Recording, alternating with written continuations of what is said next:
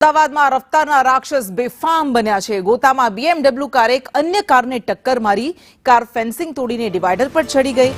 અકસ્માતને પગલે traffic jam સર્જાયો। પોલીસે આ સમગ્ર મામલે તપાસ હાથ ધરી છે। ગોતા વિસ્તારમાં એક કાર ચાલક બેકાબુ બન્યો। બેફામ કાર હંકારી રહ્યો હતો। BMW કાર ચાલક અને બીજી કારને ટક્કર મારી દીધી। કાર ડિવાઈડરની ફેન્સિંગ તોડીને ડિવાઈડર પર ચડી ગઈ હતી। ટ્રાફિક પોલીસે ઘટના સ્થળે પહોંચી તપાસ હાથ ધરી છે। જે કાર સવાર હતો અન્ય કારમાં તે ઇજાગ્રસ્ત થયો અને સારવાર અર્થે ખસેડવામાં આવ્યો।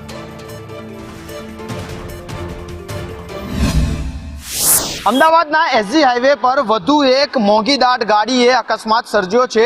સદનસીબે આ અકસ્માતમાં કોઈ પણ વ્યક્તિનો જીવ નથી ગયો, પરંતુ જો આખા અકસ્માતની સિક્વન્સ પર નજર કરીએ તો આ BMW કાર સોલા બ્રિજ તરફથી વૈષ્ણોદેવી તરફ જતી હતી અને તે સમયે અચાનક જ કાર ડિવાઈડર સાથે ટકરાય છે અને ત્યારબાદ ડિવાઈડરથી કૂદી અને બીજું એક તેનું જે ટાયર હતું તે ટાયર પણ ચાલુ ગાડીએ તૂટી જતા આ ગાડી પોતાનો કાબુ ગુમાવી દે છે અને ડિવાઈડર પર આવેલા ઝાડ તથા જે ઇલેક્ટ્રિક પોલ છે તેને ટક્કર મારતા મારતા આ ગાડી અહીંયા આવી અને ઊભી રહી જાય છે।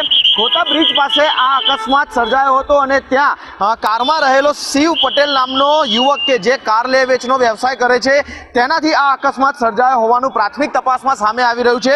તો બીજી તરફ આ અકસ્માતમાં અન્ય કોઈ વાહન કે અન્ય કોઈને જીવલેણ ઈજાઓ નથી પહોંચી, જે ખૂબ જ સારી બાબત કહી શકાય। પરંતુ જે અકસ્માત સર્જાયો છે તે અકસ્માતમાં કાર સંપૂર્ણ રીતે ડેમેજ થઈ ચૂકી હોવાનું સામે આવ્યું છે અને આ અકસ્માત કઈ રીતે સર્જાયો તથા અકસ્માત સર્જનાર વ્યક્તિએ કોઈ નશાનું સેવન કર્યું હતું કે પછી તેના પાછળનું કારણ શું છે, જે જાણવા માટે ટ્રાફિક પોલીસે વધુ તપાસ હાથ ધરી છે અને સાથે જ FSLની પણ મદદ લેવામાં આવી છે, જેથી કરીને ગાડી કેટલી સ્પીડમાં હતી, અકસ્માત થયા બાદ ગાડી કેટલી સ્પીડે રોકાઈ છે તે તમામ વસ્તુની જાણકારી પોલીસ તપાસમાં સામે આવી શકે।